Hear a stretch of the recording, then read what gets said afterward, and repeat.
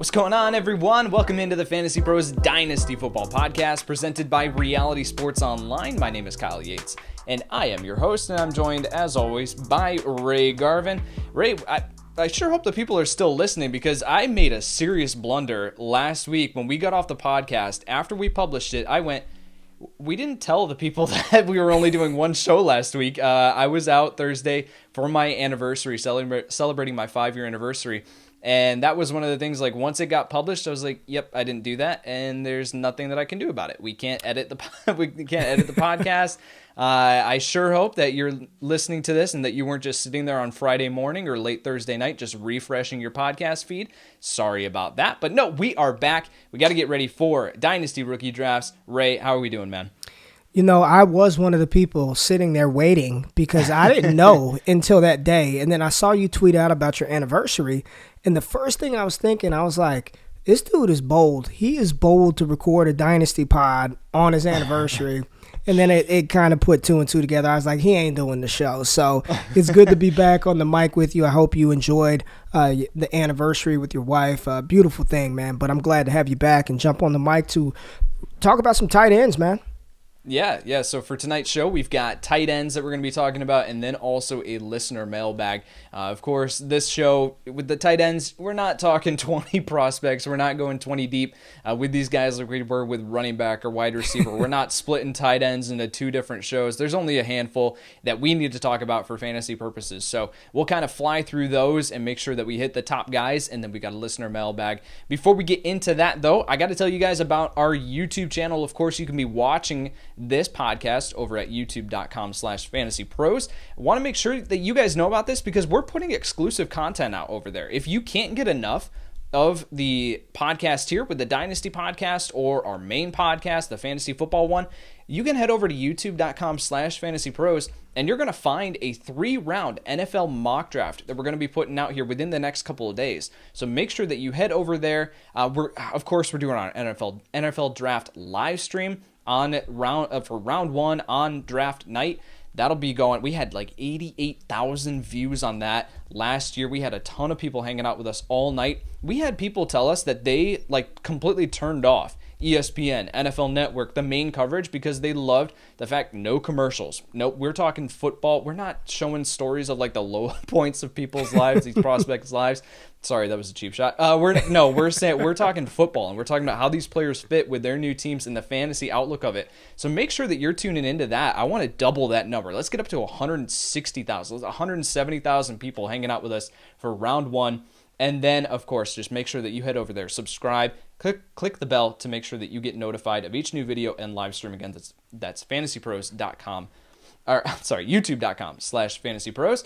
Additionally, guys, we have the Travis Etienne signed football giveaway still going on. Go to Apple Podcasts or CastBox and leave a review for this show. Then go to fantasypros.com/dynastycontest. Fill out the short form there and attach a screenshot of your review to be entered for a Travis Etienne signed football giveaway courtesy of our friends at Pristine Auction. Again, that's fantasypros.com/dynastycontest for more information. All right, Ray, let's kick off the conversation here with the tight ends. And we got to start the conversation off with the unicorn. He sits at number 2 overall on my big board, like my overall big board of offensive tackles, quarterbacks, everything. It's Kyle Pitts, the tight end out of Florida. And if you've listened to this podcast for any length of time, you know the name. If you've paid attention to the NFL draft, you know the name of Kyle Pitts. But just give us a summary here, Ray, the elevator pitch of what Pitts brings to an NFL team, and then we'll talk about the fantasy impact. But let's get a sense of what Pitts is, who he is, and what he brings to an NFL team.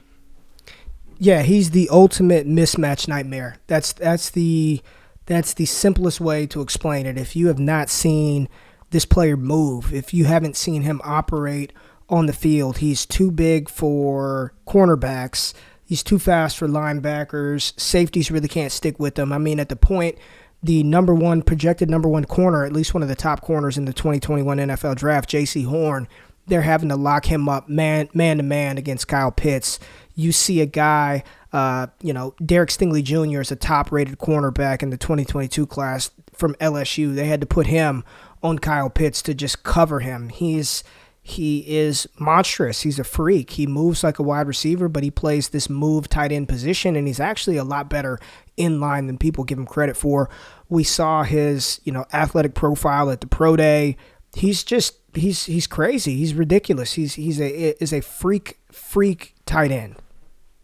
Standing at 6'6", 245 pounds, he should not be able to move the way that he does. And so when you see a guy like that, and you mentioned just a mismatch nightmare at every level of the field, this is not just someone who you are going to feed the ball underneath and he's just going to be a chain mover. No, you can get him out on posts. Like, you can send him on go routes, 9 routes, like get him out downfield. And you won't have an answer for him. NFL defenses will not have an answer for Kyle Pitts. Now, in the NFL draft, and let's talk about this before we move on to the fantasy aspect of this, Kyle Pitts stands a very good chance of going at number 4 overall to the Atlanta Falcons. Like, I think that he's going to be off the board at the latest, number 6 overall. And that's just not really normal for a tight end. TJ Hawkinson at number 8 overall a couple years ago to the Detroit Lions, and that was like, okay, that's a little rich for a guy like TJ Hawkinson.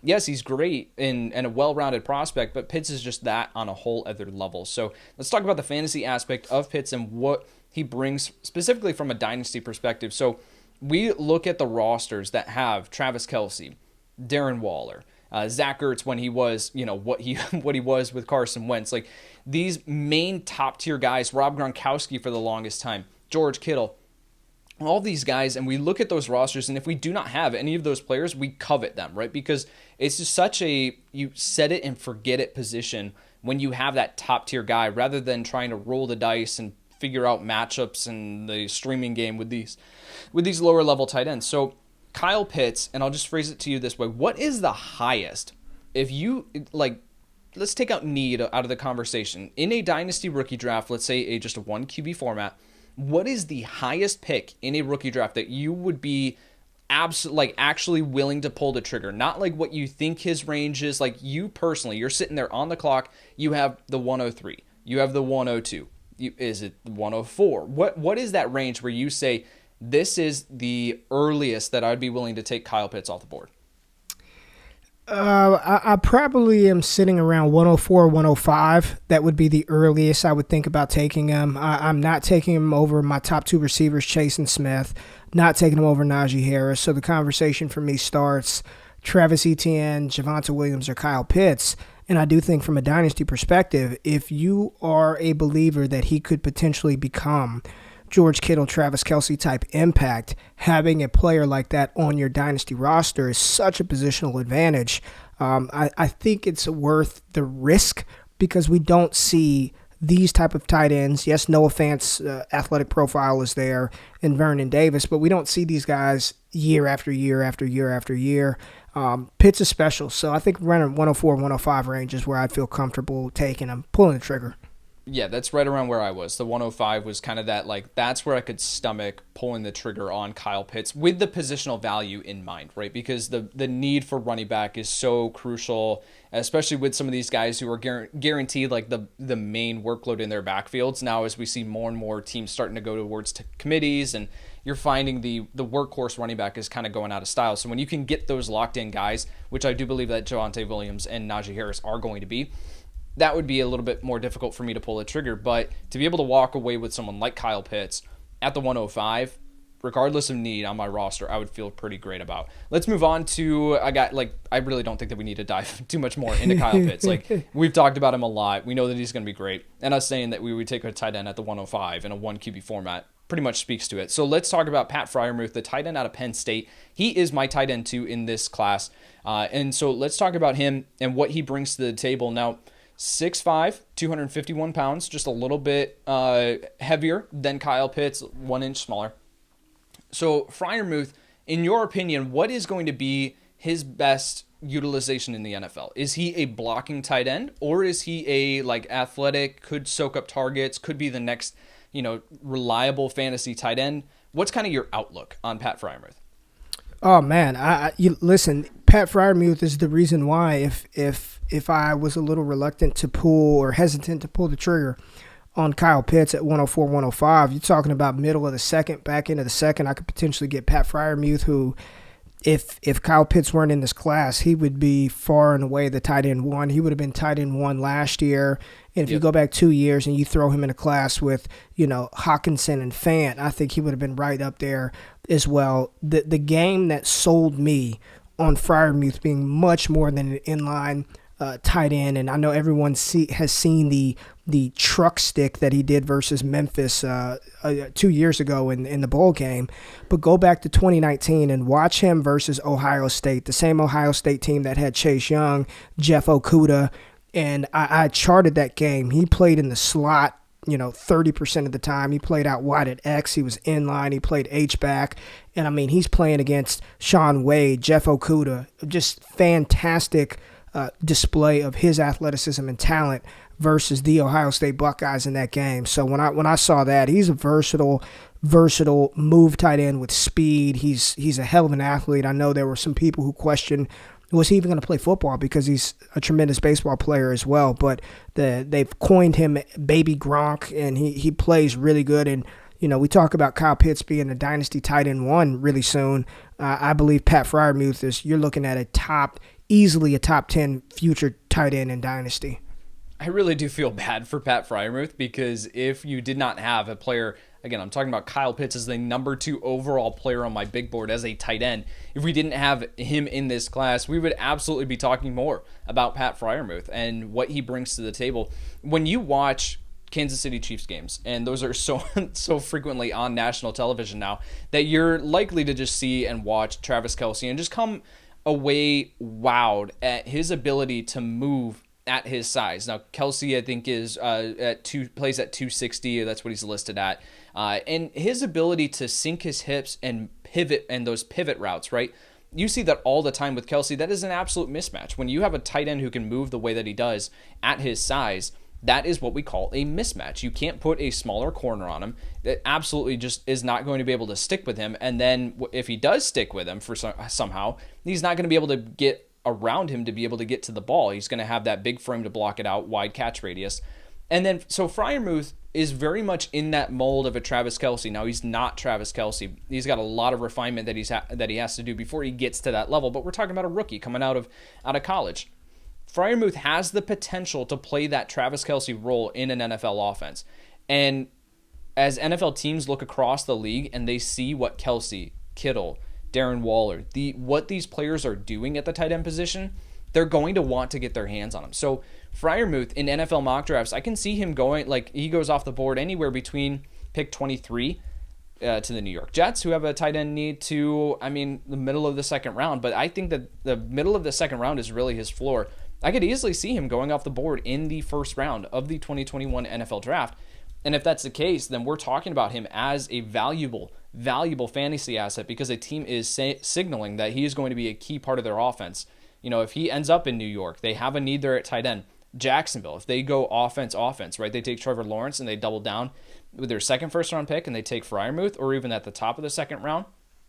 That's going to be a fantastic landing spot for Friarmuth for his fantasy outlook. So we did a 1 QB rookie mock draft recently, right? We did that 2-rounder, and I got Friarmuth at the 211, I think, off the top of my head, and Pitts went off at the 104, 105, and I said, given the price tag, I'm not opposed. I really was like, I actually might lean Pat Freiermuth here at the 211, all things considered, versus spending that top 5 capital on Kyle Pitts. Yeah, listen, it's the reason why, and don't misconstrue this. Kyle Pitts is ridiculous, right? He could be, I don't want to use the word generational, but he could be a game-changing elite tight end. Right. But Pat Freiermuth has that same type of ability to be a Pro Bowl caliber tight end year in and year out. He's honestly that good. And like you said at the beginning of your conversation part right here, I feel bad for him, because any other year we're salivating over the potential of Pat Freiermuth, but he just so happens to be in a class with Kyle Pitts, and there we are. Absolutely. All right, let's move on to the consensus tight end 3 in this class, and we'll talk about our rankings here as we move on. But that's Brevin Jordan, the tight end out of Miami. So Jordan drew some comparisons early on to Jonnu Smith as far as the role that he could play in an NFL offense. Now, don't necessarily see the same level of athleticism there with Brevin Jordan. That's backed up by his pro day numbers. Didn't exactly have the best performance there, and showcase. But let's talk about Jordan and what he can bring to an NFL team. Do you think that if you miss out on Pitts, Friarmuth, are you okay with taking Jordan there and feeling pretty comfortable that he can be a reliable fantasy option? Or does he start to tip towards this range of like, he's going to fall into that like streaming tight end conversation? I really don't know if he's going to take that leap to ever become a top tier option. Oh, man. I'm not okay. I like Brevin Jordan, but I think it's Pitts on an island by himself. It's Pat Freiermuth sort of in a tier of his own, and then it's Brevin Jordan and everybody else kind of after that. So I would not be happy with that if that's the third tight end that I'm looking at. Yeah, I think so. Let's talk about Jordan. Like, fantastic hands. Really, really reliable. Was moved out all over the field. Was moved out to the slot. He played in the backfield in some instances. Like, he's one of those players that you can move around, and he was very, very successful at Miami. Now it's just a matter of, does the athleticism, does that translate? He's looking at a 4.69 40-yard dash at his pro day, 17 reps on the bench press, only a 31-inch vertical jump, 116-inch broad jump. Like, these are not crazy great numbers in comparison. Like, Kyle Pitts, 4.44 40-yard dash, 34-inch vertical jump, 129-inch broad jump to 116. Like, he's just, of course, it's Kyle Pitts, but he's not even on the same planet as far as athleticism.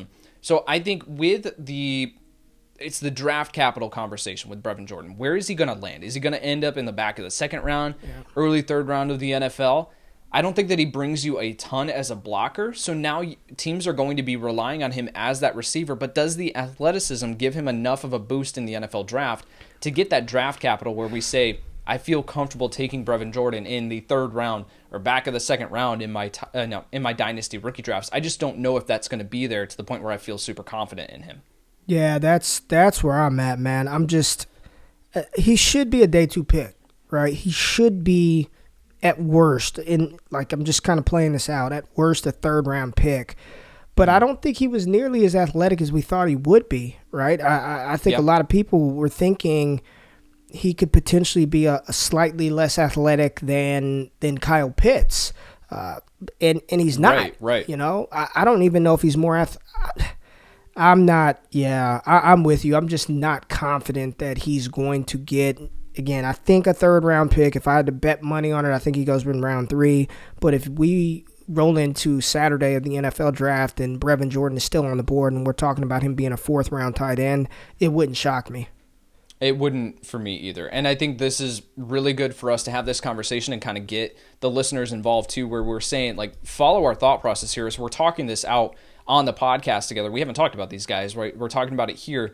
And when we talk about Kyle Pitts and Pat Freiermuth, we get to, and I'm in agreement with Ray. It's like Pitts in a tier by himself, Friarmuth kind of in that next tier down, and then after that, it really is murky. This is where we get into the tight end landscape where we say landing spot and draft capital matter so much with these remaining guys. So let's talk about one of those other remaining guys. Let's just kind of fly through these last two that we've got on the docket here. That is Tommy Tremble, the tight end out of Notre Dame. Tremble kind of came out of nowhere here in the pre-draft process. I just watched his tape just the other day. Came away pretty impressed. Playing that H-back role there in the Notre Dame offense, really, like, stylistically used very similarly to Jonnu Smith. If you want to make the comparisons of Brevin Jordan, of Brevin Jordan to Jonnu Smith, I would say, hey, pump the brakes. There actually might be another guy in this class who you can compare to him.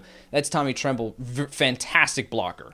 Really athletic, 4.6 40-yard dash, 20 reps on the bench press, 37-inch vertical jump, which is great, 122-inch broad jump. Those are fantastic numbers, testing numbers for a tight end. And I think with Tremble now, it's just a matter of the consistency. Where was he, right? The conversation of where was he this entire time where he really wasn't on our radar much, but a great blocker. That's what's going to get him onto the field. So with Tremble, very similarly to Jonnu Smith, I think it might take him a year. It might take him 2 years before we get to that point where we're talking about Tremble as a reliable fantasy option. That's not someone that I'm willing to take in the 3rd, 4th round of my rookie drafts, because I'll wait someone else out and they'll most likely drop him, and then I can scoop him up later. Yeah, and here's the thing, and this is going to be the shallowest analysis of them all. I mean, if you're a tight end from Notre Dame, I'm going to take a chance on you. I mean, Kyle Rudolph, the list goes Cole on Kmet. and on. Yeah, Cole Kmet. I just want tight ends from Notre Dame. I mean, those tight ends and Stanford tight ends always seem to find a way to make it happen. But no, in actuality, Tommy Tremble is the athlete that we thought Brevin Jordan could be.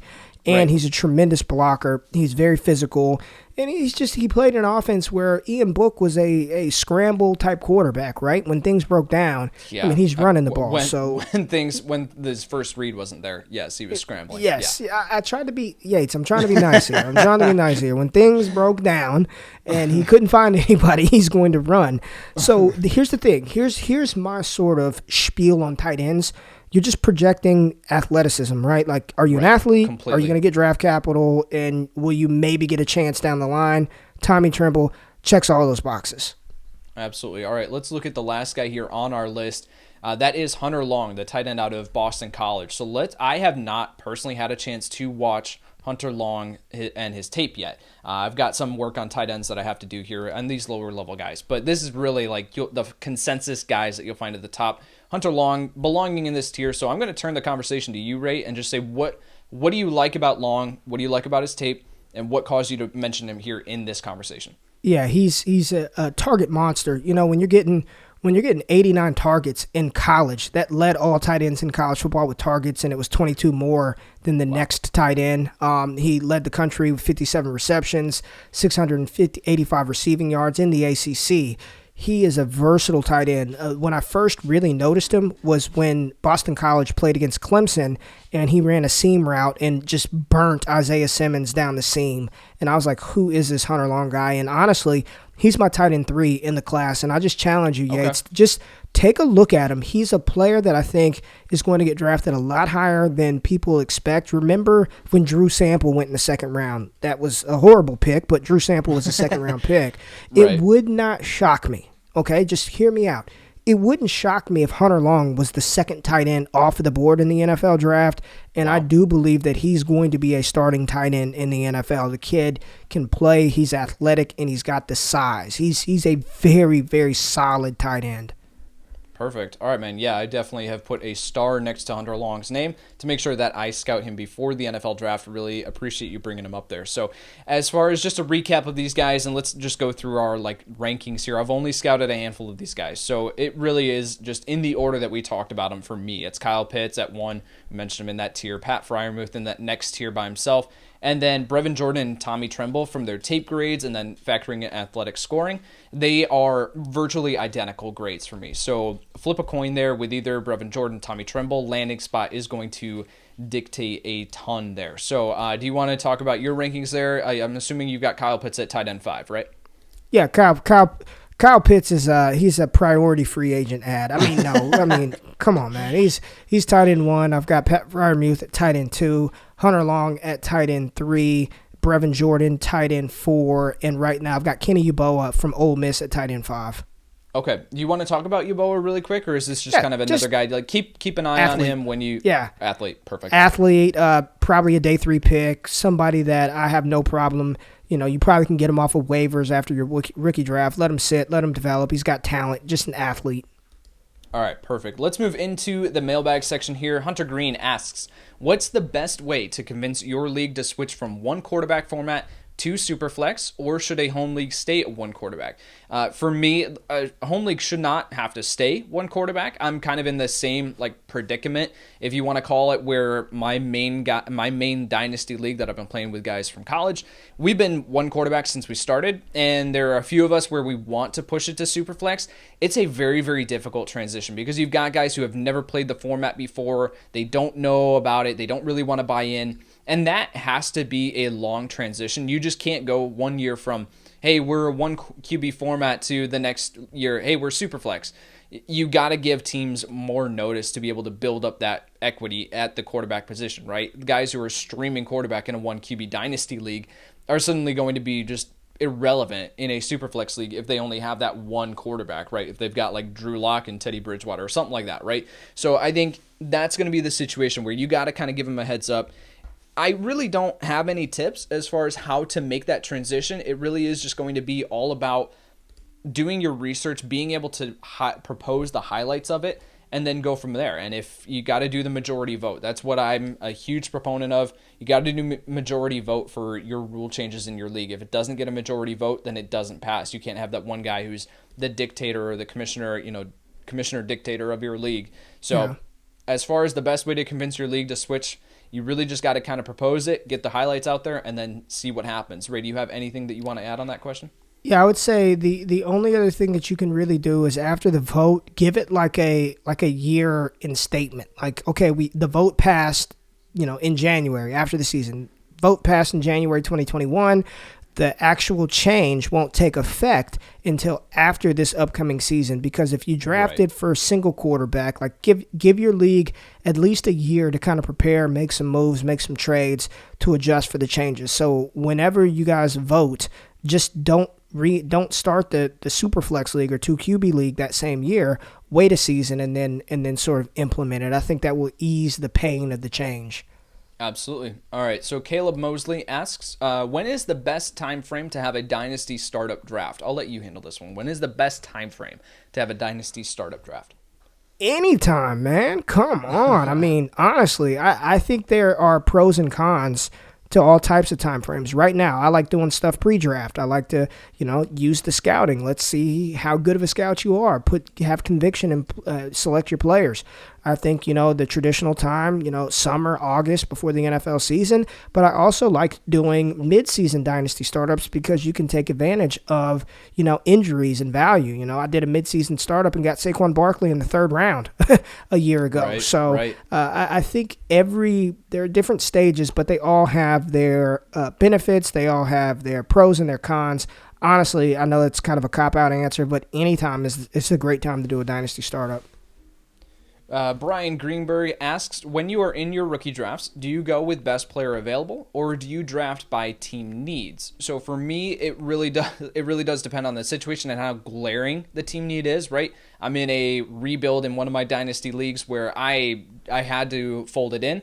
I've got 3 of the top 4 picks in my rookie draft and, I have no running backs on my roster. So I am really committing, and I made that decision when I sold off these players. I'm committing to taking at least 2 running backs there within those top 4, top 5 picks that I've got. So it really does depend on how glaring the need is, but you don't want to get to the end. You got to play with tiers, right? You got to be able to look at these guys and group them. And let's take the running back class this year where you say Najee Harris, Travis Etienne, Javonte Williams, they're all in this tier by themselves. And whatever order you want to put them in, that's fine. Then you say, okay, Kenneth Gainwell, Michael Carter, they might be in this next tier by themselves. And then the next tier of running backs is this player, this player, this player. Do your own rankings. Take the advice that we've given, our insight, and you do your own rankings. You determine your tiers.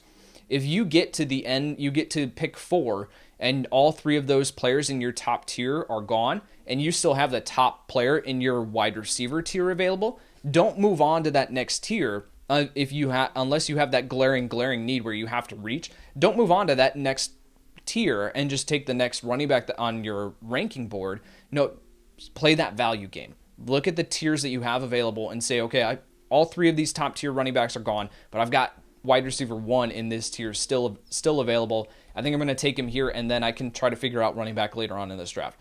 That would be my advice. Ray, do you have any conflicting advice to that? Any different ways of approaching that? No, I think you did a good job of kind of covering that. I mean, I echo those same sentiments, man. Hey, you're muted. Just FYI. Oh gosh. No, I honestly think you hit the nail on the head. I echo those same sentiments. Nothing else that I would like to add. I just the big thing is know your room, know your league mates, and kind of let the board fall to you. And just, you have to be prepared for the unexpected. I promise you, however you think that draft is going to play out, when it actually happens, things will change. All right, let's look at one more question here. This is from Darkwing Duct. How would you rank the 2021 and 2022 QBs together? I have Lamar Jackson, Deshaun Watson, Jalen Hurts in a 12-team Superflex Dynasty League. I also have 2 picks in 2021, the 104 and the 107, and 3 2022 first-round picks. I'd like to grab Najee Harris and or Pitts if 2022 QB looks good. So let's kind of split this into 2 different parts here where we can answer the first question, then we can talk about his team. So how would you rank the 2021 and 2022 QBs together? I'll turn it to you because you've done more work on this 2022 QB class than I have, and then I can obviously chime in with my thoughts on 2021. Yeah, 2022, there are a lot of quarterbacks that are jockeying for position to be the guy, and I'm sure we'll see a couple of those quarterbacks drafted early because that's what we do in the NFL. They draft quarterbacks early. It's the revolving door of trying to find the franchise changer. Right now, if I had to be completely honest, there are only 2 guys that I feel comfortable with and confident, and that's Spencer Rattler and Sam Howell. And after that, you got a bunch of guys from JT Daniels, Grayson McCall, Desmond Ridder, Carson Strong, Malik Willis. I would rather have one of these guys in 2021. Yeah, I'm going to echo that sentiment where I say 2021 with this class and how special it can be for the guys from a fantasy perspective where the top 4 guys all bring that valuable rushing ability. That would be something where I kind of lean and hang my hat on that. Whereas with next year, it's really unpredictable to say, okay, are we going to see a Malik Willis come and just skyrocket? Are we going to see Desmond Ridder take that next step forward? Like, who is going to be that next player who comes out of nowhere? The Joe Burrows, the Zach Wilsons, the Kyler Murrays, right? There are always these players who rise and come out of nowhere to become the number 1, the number 2 overall pick. So we definitely could see that next year. But if we had to answer that right now, I personally would be looking at the 2021 class as a strength. Now, with your team in specifically with Lamar Jackson, Deshaun Watson, Jalen Hurts, in a 12-team Superflex Dynasty League, it all depends on the rest of your league and how much they hoard quarterbacks. But I think that you're fine. I think that you're fine going with Najee Harris and or Pitts at the 104 and 107 if they're still there on the board, because Lamar Jackson, Deshaun Watson, and Jalen Hurts, that's a pretty solid starting trio for next year in a Superflex league. Do you have do you disagree with that? No, I don't. I don't think he's in such dire need that he has to reach and scramble for a quarterback. You take the best player, Najee Harris, Kyle Pitts. I think you're fine. Lamar Jackson, Jalen Hurts, and listen, Deshaun Watson, we'll see how that plays out. But I think even with Hurts and Lamar Jackson, you're fine, and there's no need to force a pick. Like get Harris, get Pitts, man. Yeah, that's my thing is that you like Jalen Hurts, you know that you have a starter for at least this season, right? And what happens next year is still up in the air. Let's see how he performs this year. Deshaun Watson, it's trending towards him playing again in 2021 and this kind of just being all cleared.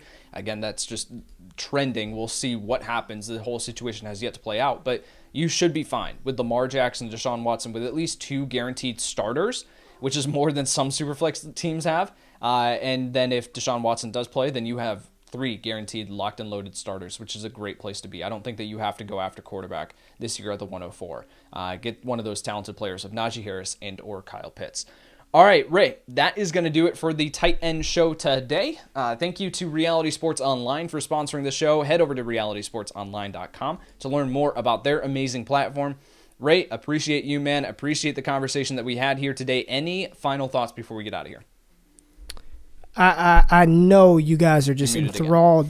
Oh gosh, I got 2 dogs in here and they're making noise, so I'm trying to mute and not mute. But I know you all were enthralled by the fantastic tight end talk that we had today. But honestly, there are some really good tight ends in this class. And just for those of you listening, and I know we didn't ask this question, get your tight ends now because next year it ain't so hot. So get one of these tight ends this year because the 2022 crop of tight ends is not very good.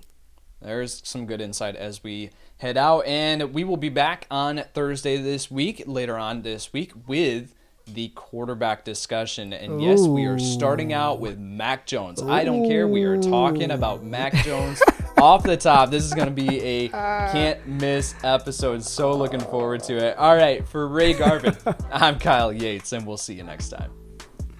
Looking for useful content, fantasy relevant information, and the data that can help your team win?